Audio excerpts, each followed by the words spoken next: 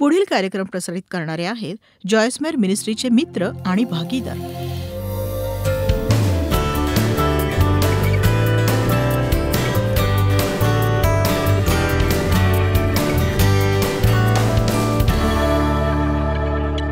अनुवाद पहिला अध्याय वचन 20.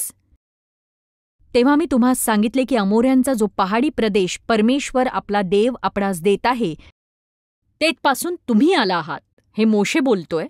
पहा, तो देश तुझा देव परमेश्वर याने तुला दाखवून दिला आहे, त्यावर चढाई करून जाऊन तो हस्तगत कर. आणि प्रभूने तुझ्या पूर्वजांचा देव परमेश्वराने त्याला म्हटले, भिवू नको अथवा कचरू नको. तेव्हा तुम्ही सर्व माझ्याकडे येऊन म्हणाला, आम्ही आमच्या पुढे मनुष्य पाठवतो, म्हणजे ती त्या देशाचा पत्ता लावून कोणत्या मार्गाने आम्हाला जावे लागेल व कोणकोणत्या नगरात प्रवेश करावा लागेल याची आम्हास खबर देतील. ही गोष्ट बरी वाटली म्हणून मी तुमच्यातले 12 जण निवडले व त्यांना पाठवले. यांनाच आपण वचनदत्त भूमीचे गुप्तचर असं म्हणतो. आणि निश्चितच वचन 25 म्हणतं, आणि ते देशाची काही फळे हाती घेऊन आमच्याकडे आले आणि त्यांनी आम्हाला खबर दिली की जो देश आमचा देव परमेश्वर आम्हाला देतो तो चांगला आहे. वचन 26 पहा, तरी तुम्ही तिथे जाण्यास राजी झाला नाही. आपला देव परमेश्वर याचे वचन तुम्ही जुमानले नाही. आता हे सगळं पाहत बसायला मला वेळ नाही, पण नंतर त्यांनी ठरवलं आता आपण वर जाऊ. आणि परमेश्वर म्हणाला की नाही, आता जायचा प्रयत्न करू नका, कारण मी आता तुमच्यासोबत नाही. मी सांगितलं तेव्हा जायला हवं होतं. आणि मग जेव्हा ते त्या वचनदत्त भूमीच्या सीमेजवळ होते, जेव्हा परमेश्वराने सांगितलं आता त्या जागात जाऊन ते हस्तगत करायची वेळ आली, ते आज जात नव्हते. ते प्रभूविरुद्ध गेले होते. 38 वर्ष रानात भटकत राहिले होते आणि त्यांच्यातले कित्येक जण हे मरण देखील पावले. आणि बघा, मी एक गोष्ट सांगते की काही गोष्टी करण्याची तीच वेळ असते असं देव सांगतो.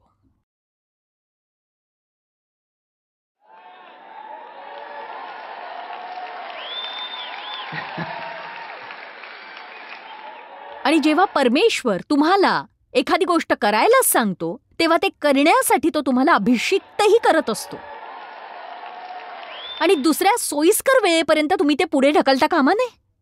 तुम्हाला अधिक सोपं वाटेल अशा वेळेपर्यंत, तुम्हाला तयार असल्यासारखं वाटेल तोपर्यंत, कारण मग तुम्हाला वाटेल की मला आता थकल्यासारखं वाटतं, आता बस. मग तुम्हाला ते करावंसं वाटेल. त्या वेळेसाठी परमेश्वराचा अभिषेक तुमच्यावर नसेल, मग काय उपयोग त्याचा? आपण हे शिकायला हवं की जेव्हा परमेश्वर आपल्या जीवनाला स्पर्श करतो, आपण ते गंभीरतेने घ्यायला हवं. तुम्हाला कळतंय परमेश्वर तुमच्या वाईट प्रवृत्तीवर काही करू इच्छितो, करू द्या. तुम्हाला कळतं परमेश्वर अक्षमाशीलतेविषयी काही करू इच्छितोय, करू द्या त्याला. क्षमा करणं किती कठीण आहे याबद्दल काही निमित्त देत बसू नका त्याला मूर्खासारखी. कठीण काय आहे सांगू तुम्हाला? लोकांचा द्वेष करणं. लोकांना क्षमा करण्यापेक्षाही कठीण ते आहे. द्वेष, कटुता, राग यापेक्षा क्षमा करणं सोपं आहे. सतत विषारी राहण्यापेक्षाही सोपं आहे. परमेश्वर जर तुम्हाला एखाद्या वाईट सवयीविषयी काही दाखवून देतोय, जर तो त्यावर बोट ठेवतोय, तर ते कठीण आहे असा विचारही तुम्ही करता कामा नये, कधीच नाही. कारण परमेश्वर तुम्हाला अशी कुठलीच गोष्ट दाखवणार नाही जे करण्याची क्षमता तो तुम्हाला देणार नाही, जेणेकरून तुम्ही विजयी होऊ शकाल. म्हणून तुम्ही विश्वास ठेवायला हवा. परमेश्वरावर विश्वास ठेवा. माझ्या वडिलांनी माझं अनेक वर्ष लैंगिक शोषण केलं आणि ज्यावेळी मी माझ्या वडिलांपासून दूर गेले, मला वाटलं मी समस्येपासून दूर गेले. कालांतराने लक्षात आलं खरं तर समस्या माझ्या आत होती, ती माझ्या मनात होती, ती माझ्या भावनेत होती, ती माझ्या इच्छेत होती आणि ती माझ्या प्रत्येक नात्यावर परिणाम करत होती. मग भले ते देवासोबतचं नातं असो, स्वतःसोबतचं असो किंवा इतरांसोबतचं नातं असो. तुमची गुपितं तुम्हाला कमजोर बनवतात. जेव्हा देव म्हणतो आता गोष्टींचा सामना करायची वेळ आली, तेव्हा ते पुढे ढकलू नका. खरं तर माझं पहिलं लग्न एका भयंकर स्वप्नासारखं होतं. माझं लग्न एका अशा व्यक्तीसोबत झालं ज्याला माझ्या इतक्याच समस्या होत्या आणि तो इतर बायकांसोबत फिरत छोट्या मोठ्या चोऱ्या करायचा. आणि ते लग्न टिकलं नाही. भयंकर स्वप्नाची 5 वर्ष, एक मूल आणि शेवटी घटस्फोट झाला आणि तो तुरुंगात गेला. आणि मग देवला मी भेटले. नव्याने जन्म झालेला, पवित्र आत्म्याने भरलेला एक लुथरन तरुण. आणि मी तुम्हाला कालच सांगितलं, तो पत्नीसाठी प्रार्थना करत होता. 3 बायकांशी त्याची मैत्री होती, म्हणजे तो एखादी जमीन बळकावू पाहत होता. आणि बघा तो विश्वासाच्या दृष्टीने पाहू शकत होता. तो ते मिळण्यासाठी प्रयत्नही करत होता, पण त्याला माहीत होतं की त्या तिघींपैकी कोणीच योग्य नव्हती. आणि मग त्याने मला पाहिलं माझ्या घराबाहेर माझ्या आईची गाडी धुताना. मला वाटलं मी छान दिसत होते, शॉर्ट्स घातली होती, डोक्यावर केस बांधले होते. बहुधा सिगारेट पीत किंवा बियर पीत असंच काहीतरी. आणि तो म्हणाला, ही गाडी धुवून झाल्यावर माझी गाडी धुवायची का? मी म्हटलं, तुला जर धुवायची असेल तर तू स्वतः धुव तुझी गाडी. आणि तो म्हणाला, खरं तर त्याच्या मनी आला असावं, हीच माझ्यासाठी योग्य मुलगी आहे. बघा, तो साहजिकच एकतर पूर्णपणे वेडा होता किंवा मग तो आत्म्याने प्रेरित झालेला होता. देव आणि मी फक्त 5 वेळा भेटलो आणि लग्न केलं. म्हणजे त्याला काय मिळतंय हे समजण्याआधीच त्याला पटपट हलायचं होतं. म्हणून आम्ही लग्न केलं. साधारण 3 आठवड्यांनी देव माझ्याकडे बघून म्हणाला, तुला काय झालंय काय? मला माहीतच नव्हतं की समस्या माझ्यात आहे. मला वाटायचं इतर सगळेजण समस्येचं कारण आहेत, मी नक्कीच नाही. आणि तीच समस्या होती, कारण आपण समस्या होते मला माहीतच नव्हतं. या टीव्हीच्या काचेतून तुमच्याशी मी बोलते. मी म्हटलं, तुम्ही समस्या आहात हेच तुम्हाला माहीत नसेल. तुम्हाला काय वाटलं मी या सभेतले सुंदर सुंदर प्रेक्षकांशी बोलते? नाही, मी तुमच्याशी बोलतेय. खरं तर मी हे सगळं काही केवळ तुमच्यासाठीच करते, समजलं? पटलंय तुम्हाला? तुम्ही तुमचा रिमोट घेऊन सोफ्यावर लोळत पडून चॅनल बदलू नका, कारण मी दुसऱ्या चॅनलवर सुद्धा येईन, तिथे ऐकवीन तुम्हाला काय ऐकवायचं ते.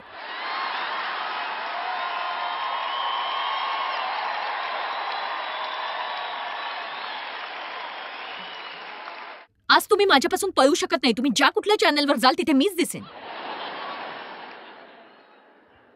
आणि म्हणूनच मला नव्हतं माहित मला इतक्या समस्या होत्या. तर देव आणि मी चर्चला गेलो. देवला परमेश्वर आवडायचा, माझंही देवावर प्रेम होतं. मी येशूवर विश्वास ठेवायचे. माझा नव्याने जन्म झाला होता, पण मी माझ्या समस्या हाताळत नव्हते. तर एके रात्री देव आणि मी चर्चला गेलो. एक स्त्री तिची साक्ष देत होती, जिचा तिच्या वडिलांनी लैंगिक छळ केला होता. तिची कहाणी इतकी भीतीदायक होती, कारण ती माझ्यासारखीच होती.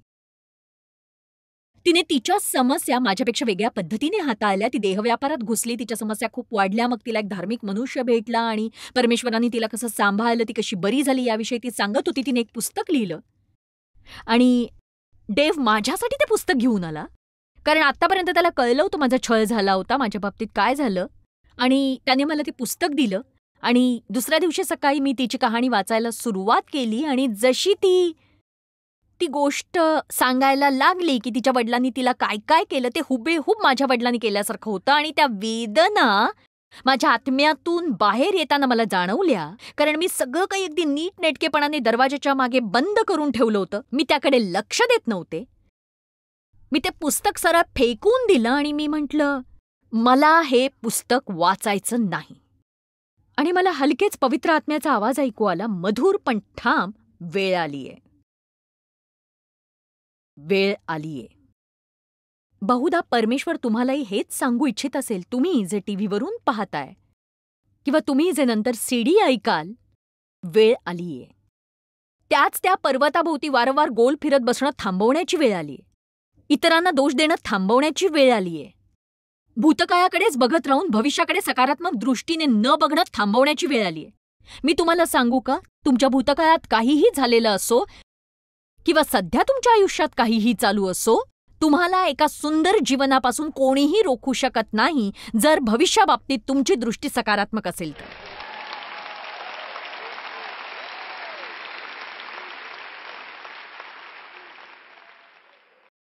दुसरी एक चुकीची धारणा ज्याबद्दल आज मी मनापासून बोलू इच्छिते इथे, दुसऱ्या कुणीतरी हे माझ्यासाठी करावं. आपण याला अधिकार गाजवण्याची मनस्थिती म्हणू. दुसऱ्या कुणीतरी याची काळजी घ्यायला हवी, मी नाही. नक्कीच दुसऱ्या कुणीतरी ही जबाबदारी घ्यावी, मी नाही. दुसऱ्या कुणीतरी, याला बेजबाबदारपणा असं म्हणतात.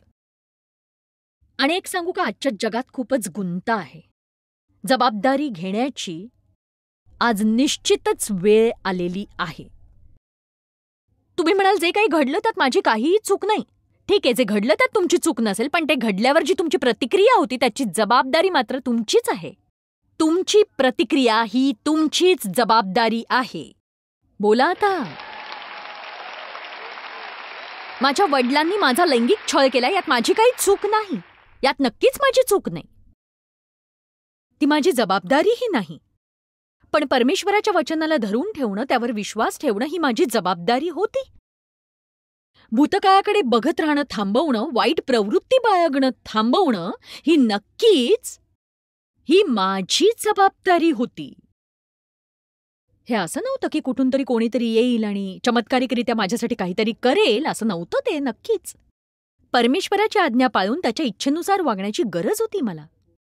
मत्ताई अध्याय 20:16 पुष्कळांना बोलावणं आहे पण थोडेच निवडलेले आहेत. पुष्कळांना बोलावणं आहे पण थोडेच निवडलेले आहेत.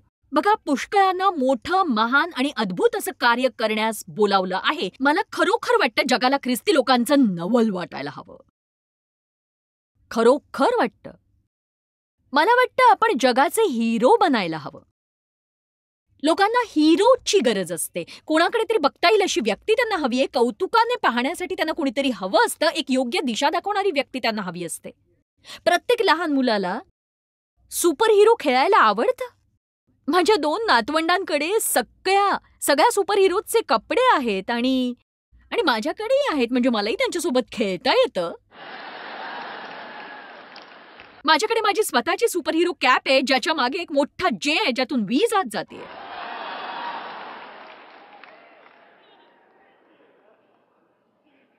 आपण जगाला जर येशूचं उदाहरण दिलं ना, तर त्यांना प्रोत्साहन आणि आशा मिळेल. पुष्कळांना बोलावणं आहे पण थोडेच निवडलेले आहेत. महान कार्य करण्यास पुष्कळांना बोलावलंय पण काही जणच महान कार्य करतात. का बरं, सांगा मला? कारण हे केवळ पाचारणाने संपत नाही. कार्याची सुरुवात तिथून होते. प्रथम येतं पाचारण, मग येतं कार्य आणि मग येतो त्याग. मग येतं कधीच सोडून न देणं. मग येतं संपूर्ण वाट पार करणं. पुष्कळांना महान गोष्टी करण्याचं पाचारण आहे पण आपली मानसिकता चुकीची आहे. परमेश्वर आपल्याला काय सांगतो याबद्दल आपली चुकीची मानसिकता असते. सगळ्यांना एकसमान संधी असते. सगळ्यांनाच परमेश्वराचं सामर्थ्य उपलब्ध असतं पण सगळेच आपल्या वाटचं कार्य करण्यास तयार नसतात. आपण एक गोष्ट सुपूर्त करू शकत नाही पण मी ते उत्तमपणे करू शकते, पण तुम्ही तुमची जबाबदारी दुसऱ्यावर सुपूर्त करू नका. आमेन. आता यहोशवा 1 अध्याय बघूया. वचन 1 ते 3. तुम्हाला पुष्कळशा समान गोष्टी आढळतील. मी बोलत असलेल्या पुष्कळशा गोष्टी तुम्हाला या पुस्तकात सापडतील. हा 17वा अध्याय आहे. रानातील मानसिकता. दुसरं कोणीतरी माझ्यासाठी करा, मी नाही जबाबदारी घेणार. यहोशवा अध्याय 1 वचन 1 ते 3. बायबल म्हणतं की परमेश्वराचा सेवक मोशे याच्या मृत्यूनंतर मोशेचा मदतनीस नूनाचा मुलगा यहोशवा याला परमेश्वराने सांगितले की माझा सेवक मोशे मृत्यू पावला आहे. आता बघा, हे एक इंटरेस्टिंग विधान होतं कारण याआधी काय चाललं होतं हे माहीत असेल तर असं वाटतं की मोशे मरण पावला असं परमेश्वर का म्हणेल. यहोशवाला माहीत होतं मोशे मरण पावलाय आणि मोशेसाठी गेले 30 दिवस ते शोक मनवत होते. मग पुन्हा का तो म्हणतो मोशे मरण पावलाय? कारण या विधानात आणखी एक तर्क होता की ते केवळ साधं सोपं छापील स्वरूपात दिसत नाही. ते असं होतं की तुझी नवी जबाबदारी घेण्याची आता वेळ आलेली आहे. कारण बघा, मोशेने इस्रायली लोकांसाठी सगळं काही केलं. त्याने त्यांच्यासाठी पश्चातापही केला. त्याने स्वतःच्या पापासाठी पश्चाताप केला नाही. जेव्हा ते मूर्खपणा करून पाप करत मोशे परमेश्वराकडे त्यांना न मारण्याची विनंती करत असे.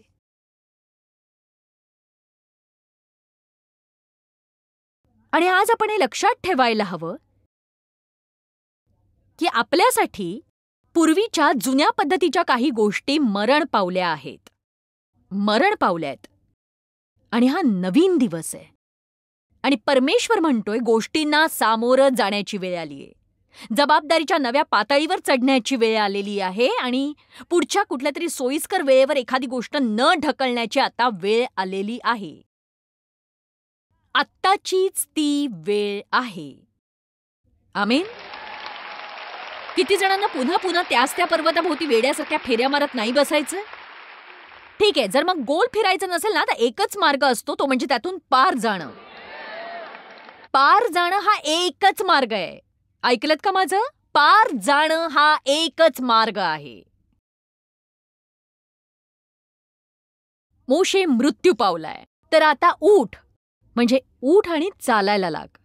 व ह्यांना अर्थात इस्रायल लोकांना जो देश मी देत आहे त्यात तू ह्या सर्व लोकांसहित ही यार्देन ओलांडून जा. मला हे खूप खूप आवडतं. मी मोशेला सांगितले होते त्याप्रमाणे ज्या ज्या ठिकाणी तुमचे पाऊल पडेल ते ते ठिकाण मी तुम्हाला दिले आहे.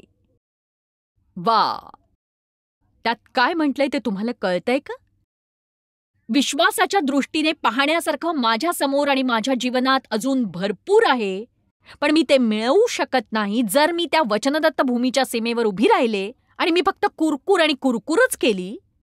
किती कठीण आहे ते. परमेश्वराने त्याच्या पुत्राच्या रक्ताद्वारे त्याची किंमत मोजली आहे, त्याची किंमत देऊन ते मिळवण्यात आलेलं आहे. मग तो म्हणाला की जा आणि ते मिळव. तुझं पाऊल पडेल ती प्रत्येक जागा मी तुला आधीच दिलेली आहे. प्रत्येक जागा मी तुला आधीच दिलेली आहे, आधीच दिलेली आहे. आमेन.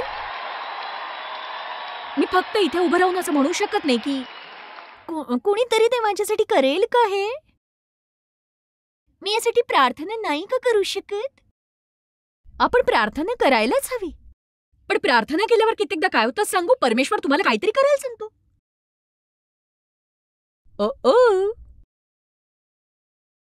पुन्हा सांगते, तुम्ही प्रार्थना केल्यानंतर परमेश्वर तुम्हाला काहीतरी करायला सांगतो.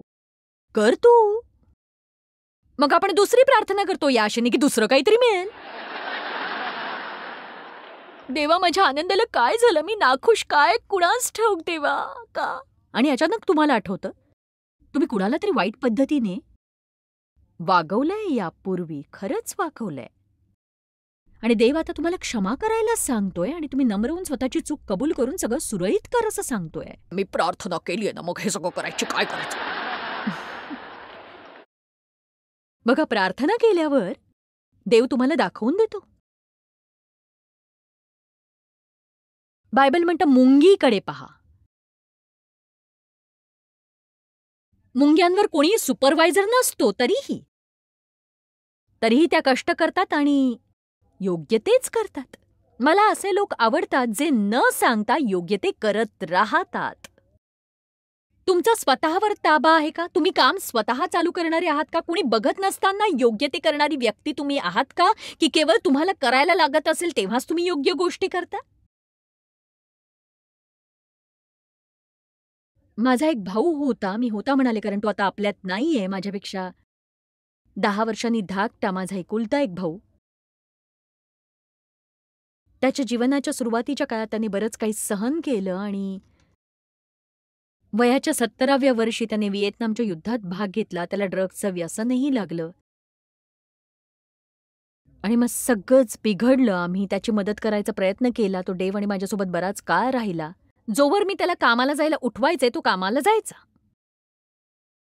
जोवर मी त्याला एखादी गोष्ट करायला सांगायचे तो ती करायचा. त्याच्यासोबत आम्ही बायबलचा अभ्यास केला तर तोही करायचा. पण जर त्याला एकट्याला सोडलं तर तो स्वतःला सांभाळू शकत नव्हता. तो पुन्हा एकदा तसंच वागायचा. आणि खेदाची बाब म्हणजे माझा भाऊ, जो या सेवाकार्याचा एक भाग होता, जो जगभर फिरला, लोकांना त्याने मदतही केली, तो 3 वर्षांपूर्वी नाताळच्या आसपास लॉस एंजेलिसच्या एका इमारतीत एकटाच मरण पावला, बेवारशासारखा. तुमचं कुटुंब कुठलं याने फरक नाही पडत. मग त्याची बहीण टीव्हीवरून संदेश देते किंवा जगभरच्या लोकांना मदत करते म्हणून त्याचा नाही काही फायदा झाला. त्याने स्वतःची जबाबदारी घ्यायला हवी होती. सेकंड हँड विश्वासाचा उपयोग नाही. तुमची आई कशावर विश्वास ठेवते याने फायदा नाही. तुम्ही कशावर विश्वास ठेवता ते महत्वाचं. आमेन.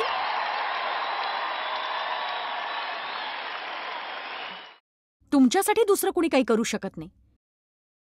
तुम्ही स्वतःच ठाम होऊन म्हणायची वेळ आलीये की मला जी जागा देण्यासाठी येशूने मृत्यू पत्करला ती मी हस्तगत करीन. जर इतर कुणी येशूच्या इच्छेनुसारच मिळवू शकतं तर मलाही नक्कीच ते मिळू शकतं. आपल्याकडे ज्या गोष्टी असाव्यात अशा कितीतरी सुंदर गोष्टी परमेश्वराच्या वचनात शिकवल्या गेल्या आहेत आणि तुम्ही अशी प्रवृत्ती बाळगणं योग्य नाही की ते तुमच्यासाठी इतर कुणीतरी करेल. जगातले सगळ्यात सुखी लोक हे सगळ्यात सक्रिय लोक असतात. सक्रिय लोक. खरं तर माझ्या समस्या काय होत्या त्या मला ठाऊक नाही, त्यांचा विचार करायला मला वेळ नाही. म्हणजेच मी जर तुम्हाला बसून ते सांगायचं झालं तर मी 10 तरी मोजू शकेन, पण मी त्या गुंत्यात आता पडू इच्छित नाही. परमेश्वर म्हणतो तो सांभाळून घेईल म्हणून आपण प्रार्थना करतो आणि आपला भार त्याच्यावर टाकतो. इतरांना मदत करण्यात व्यस्त राहतो. कसं तरी ते सगळं सुरळीत होतं. आणि माझ्यासाठी आश्चर्यजनक बाब कोणती आहे सांगू? कधी कधी माझ्याच समस्या सोडवायला जेव्हा परमेश्वर मला अभिषिक्त करत नाही त्यावेळी इतरांना मदत करण्यासाठी तो मला अभिषिक्त करतो. मला हा एक दैवी प्रकार वाटतो जेव्हा मी स्वतःसाठी काहीच करू शकत नाही पण मी इतरांसाठी करते. खरोखर हा एक दैवी प्रकार आहे खरंच. जेव्हा मी स्वतःसाठी काहीच करू शकत नाही पण इतरांसाठी करते आणि मगच परमेश्वर तुमच्या आयुष्यात पीक आणतो. आयुष्य फार कठीण आहे. खरंच खूप कठीण, खूपच कठीण आहे. लोकांकडून हे ऐकून मी थकली आहे. क्षमा करणं खूपच कठीण आहे. प्रभू माझ्यासाठी ते कृपा करून सोपं कर. अवघड असणाऱ्या गोष्टी मला सहनच होत नाहीत. त्याचा काही उपयोग नाही. अनुवाद अध्याय 30 वचन 11. जे हे धर्मशास्त्र मी तुला आज देत आहे ते तुला अगम्य नाही. तुझ्यापासून दूर नाही. मी जे धर्मशास्त्र तुला देत आहे ते तुला अगम्य नाही. तुम्ही आज म्हणू शकता परमेश्वर मला जे करायला सांगेल ते मी आज करू शकेन का? बघा काही जण म्हणूही इच्छित नाहीयेत. मनातल्या मनात म्हणा परमेश्वर मला जे करायला सांगेल ते मी करीन. परमेश्वरासाठी काहीही कठीण नाही. परमेश्वराला सगळ्या गोष्टी शक्य आहेत. बघा सैतान हळूच तुमच्या कानात कुजबुजतो. तुमच्या मनात चुकीचे विचार घालण्याचा प्रयत्न करतो. हे कधीच बदलणार नाही. बदलणारच नाहीये. हे गेली 20 वर्ष चालू आहे. हे बदलणारच नाही. विसरून जा. तुझ्यासोबत काही चांगलं होणार नाहीये. त्याचवेळी तुम्ही म्हणायला हवं मी हार मानणार नाही. असं म्हणायला शिका मी हार मानणार नाही. पुढे जाण्याशिवाय तुमच्याकडे दुसरा मार्गच नाहीये. मग तुम्ही दुसरं काय कराल सांगा? जॉन वेस्ली, एक अद्भुत विस्मयकारक जॉन वेस्ली, ज्यांच्याबद्दल आपण इतकं ऐकतो, त्यांचं कौतुक करतो, हा त्यांच्याच डायरीतला एक उतारा आहे. आपण वाचूया तो आत्ता. रविवार 5 मे 5 AM सेंट ॲनसमध्ये संदेश दिला. ते परत येऊ नका म्हणाले. रविवार संध्याकाळ 5 मेचीच सेंट जॉनमध्ये संदेश दिला. सहकारी म्हणाला बाहेर जा, बाहेरच राहा. रविवार सकाळ 12 मे सेंट जूडमध्ये संदेश दिला. तिथेही परत जाऊ शकत नाही. मे 19 रविवार सकाळ आणखी एका चर्चमध्ये संदेश दिला. चर्चच्या सहकार्यांनी विशेष सभा बोलावली आणि म्हटलं मी येता कामा नये. रविवार सायंकाळ मे 19 रस्त्यावर संदेश दिला. तिथूनही हाकलवून दिलं. रविवार सकाळ मे 26 मी एका कुरणात संदेश दिला आणि तो चालू असताना एका मोकळ्या सोडलेल्या सांडाने मला हाकलवून धावलं. सांड सुद्धा त्यांच्या मागे लागला. रविवार सकाळ जून 2 शहराच्या सीमेवर संदेश दिला आणि हायवेवर ढकलण्यात आलं. त्याच दिवशी 2 जून रविवार संध्याकाळ दुपारी एका कुरणात संदेश दिला आणि ऐकायला 10,000 लोक आले. वाह! का? कारण ते म्हणाले मी संदेश देतच राहणार. तुम्ही मला गप्प बसवू शकत नाही. तुम्ही मला सोडायला लावू शकत नाही. मी तुम्हाला सांगते सहन करण्यासाठी बायबल याविषयी भरपूर बोलतं. सैतानाला हरवण्यासाठी मला विश्वास आहे. ईमेलद्वारे आम्हाला पाठवलेलं एक पत्र मला तुम्हाला वाचून दाखवायचंय. हे पत्र अतिशय सुंदर पद्धतीने लिहिलंय. मी 9वीत पोहोचेपर्यंत मी आयुष्यातल्या अडचणींपासून दूर पळत होतो. शाळेत मला मुलं उचलून घेत कारण मी बुटका होतो. माझ्या आजोबांनी वयाच्या 9व्या वर्षी मला माझं पहिलं पेय दिलं आणि मला लवकरच त्याचं व्यसन लागलं. मी 7 महिन्यांसाठी तुरुंगात गेलो.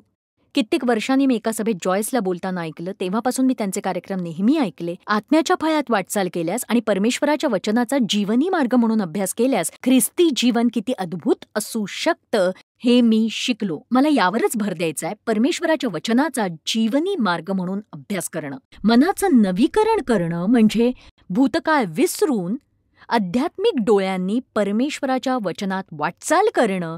परमेश्वराच्या वचनाच्या सूक्ष्मदृष्टी असलेल्या विद्यार्थ्यांद्वारे यांनी तुम्ही आशीर्वादित व्हाल आणि तुम्ही तुमच्या मनाचं नवीकरण करू शकाल. वारंवार वारंवार तुम्ही देवाच्या इच्छेप्रमाणे बनाल आणि देवाच्या इच्छेप्रमाणे तुम्हाला प्राप्त होईल. जॉयस मेयर मिनिस्ट्रीज करता तुम्ही खूप मौल्यवान आहात. आम्हाला तुमचं कौतुक आहे आणि जगभरामध्ये हे सेवा कार्य शक्य करण्याकरता आम्ही आमच्या मित्रांचे आणि पार्टनर्सचे आभारी आहोत. आम्ही एकत्रितपणे भुकेल्यांना खाऊ घालतो, गरिबांना वस्त्र देतो आणि राष्ट्रांना सुवार्ता सांगतो. तुमच्या प्रार्थनेच्या विनंती करता आमच्याविषयी आणखी माहिती मिळवा. जॉयसच्या कॉन्फरन्सच्या तारखा पहा आणि ख्रिस्ताची प्रीती जगभरामध्ये पसरवण्याकरता आमचे सहभागी व्हा.